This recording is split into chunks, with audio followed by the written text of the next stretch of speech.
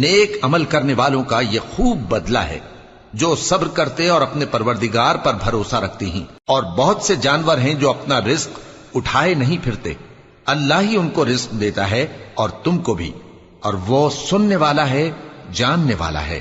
اور اگر ان سے پوچھو کہ آسمانوں اور زمین کو کس نے پیدا کیا اور سورج اور چاند کو کس نے تمہارے زیر فرمان کیا، تو کہہ دیں گے اللہ نے۔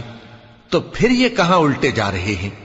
اللہ ہی اپنے بندوں میں سے جس کے لیے چاہتا ہے روزی فراخ کر دیتا ہے اور جس کے لیے چاہتا ہے تنگ کر دیتا ہے۔ بے شک اللہ ہر چیز سے واقف ہے۔